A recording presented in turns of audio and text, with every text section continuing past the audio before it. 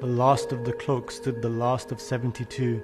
So take these 72 verses of love to aid you in awe of your revolution. The cloak was a mere cloak until blessed by your light. Like all things you touch, you gave it both soul and sight, making it strive for perfection. Hussein is not a name, rather the beat of a heart, closer than all things, though he exists worlds apart, a breath of determination. The eye sees not this world, but sees only his love. All love is a lie, his love a truth to be proud of, for it strengthens one's vision. The ship of salvation sails through the sea of despair. When the lungs drown in grief, upon its deck we find air. When all other ships have sunken, his flag guides the oppressed to the shore of his embrace. A sanctuary for those in need rests behind his gates, a haven of protection. His name sparks a fire in all those that are held down. You'll see servants rise up to destroy a tyrant's crown, leaving thrones withered and broken. For Hussein is not a man, Hussein is an ideal. The oppressed, they feel his love, and to it they salute and kneel. For their own hearts it has stolen. When you see them rise up and break the jaw of tyranny, know that grown have the roses of Hussein's own duty. To the heartbeat the ears listen.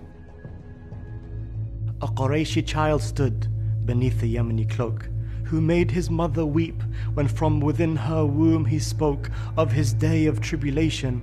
The Jesus of Fatima bore no news to soothe her. He sought to build Jerusalem in Iraq, Karbala, with the blood of Bani Hashim.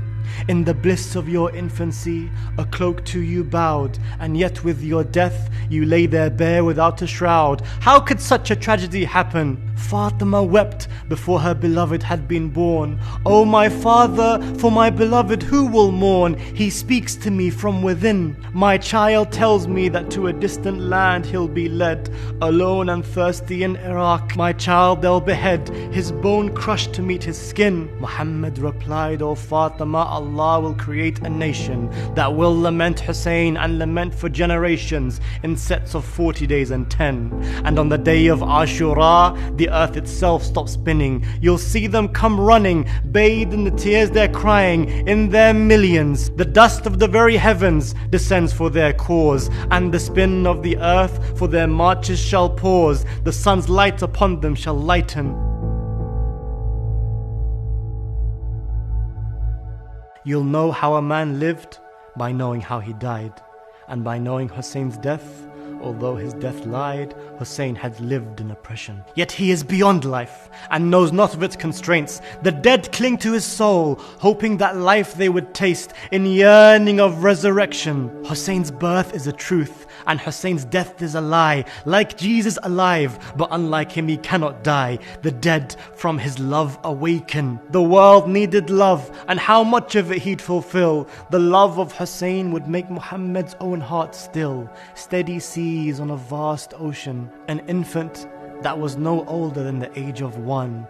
Hussein had become like the last messenger's own son. What joy he found in his children. The master of martyrs had climbed the prophet's own back.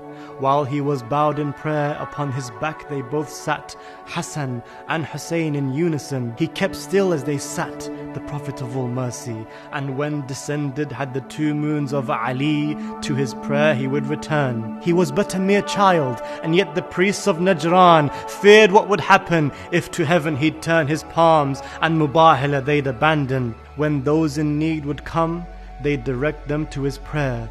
Those who came to him, saying children they could not bear, would be granted many children. In the mosque of Ahmed, he would sit on Ahmed's lap, who'd tell people remember him, in case they forgot, when on him the nation would turn. He spoke the sweetest of words, and what wisdom they contain. Hussein is from me, and indeed I am from Hussein, words worthy of contemplation. It's as if Hussein had heard reed in Mount Hira, and Ahmed was surrounded alone in Karbala, 2 souls that are almost one.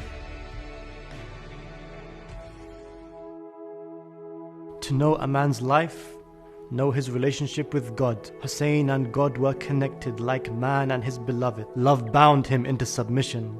They say his best friend was Ibn Mudahir, but surely his best friend was his devotion to his prayer. To the stars at night he would glisten. Destined to die thirsty, he'd embrace the pangs of thirst, refuse his gut its desire, while the sun with him fasts from the moment it had risen. As if tied to divine will, the Kaaba he would circle, circling both the Kaaba and his own father's cradle. Hajj and his soul were interwoven, for he knew fear of God was the highest of belief. Fear chains up man, but fear of God sets a man free. He was the father of freedom. As much as he feared God, Hussein adored the poor. He'd give whatever he owned until he could give no more. He sought to kill destitution. And at night, when none saw him except the light of the stars, he'd seek out Medina's hungry and seek to soothe their scars, and food he would provide them.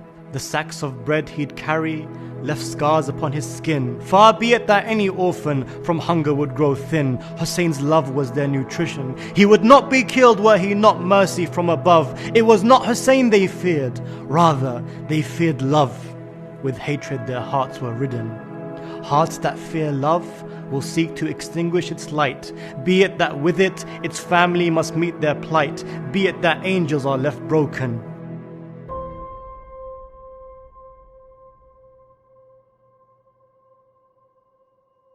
Hussein and Hassan were twinned, like the prongs of Dhul Fiqar.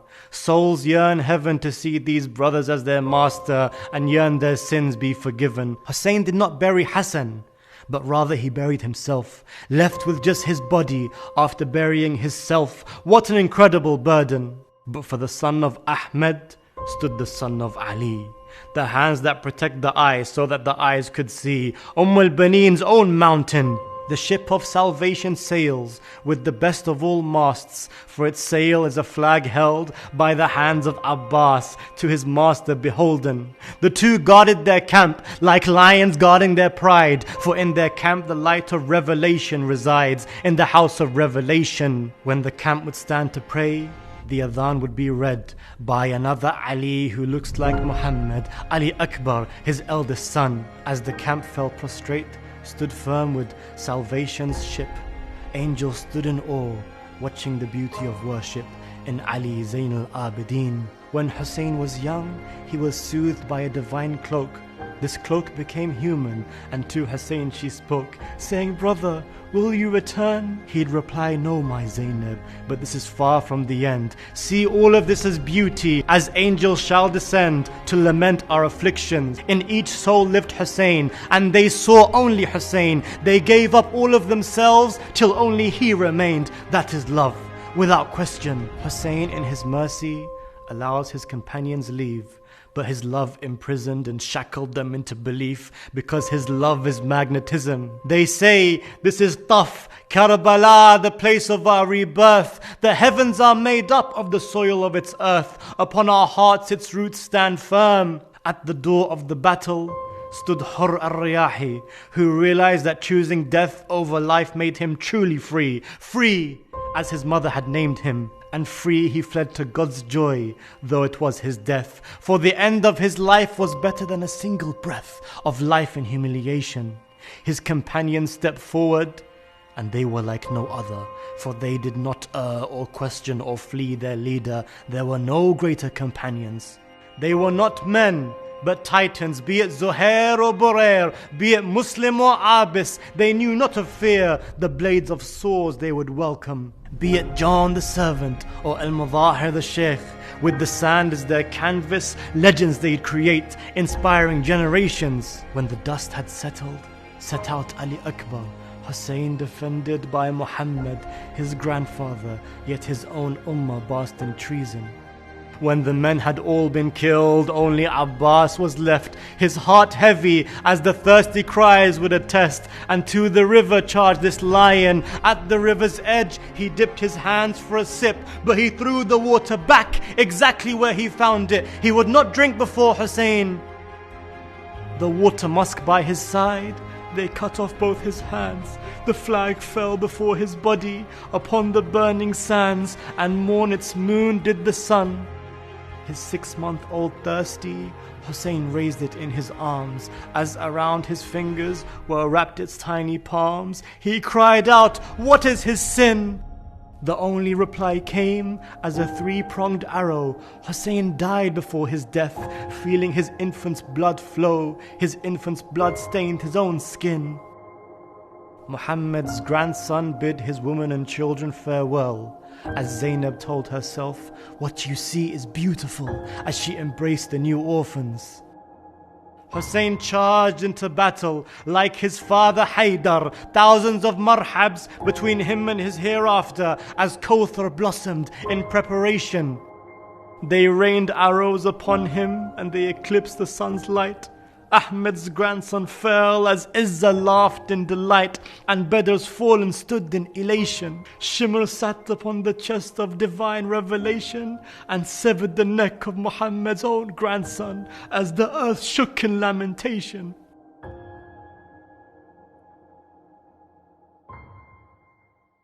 Hussein's death was a death that was like no other, for with it injustice grew, and love itself would falter, with it mercy and compassion. He stood firm against injustice and stood firm against strife. Hussein did not back down until it cost him his own life, an eternal, undying lesson. His death was not in vain, for there are those who won't forget, whose hearts break at his mention as their eyes become wet. His stand inspired a nation of dignity bathed in its tears, a nation of morals worth 1,000 years, the crown upon creation. Zainab led the captives, a woman leading the way. She'd whisper to herself as in shackles they would sway, "Our revolution has begun, for all death is a truth, but for Hussein it was a lie. Hussein cannot be forgotten. Hussein will not die, for in his light we reawaken."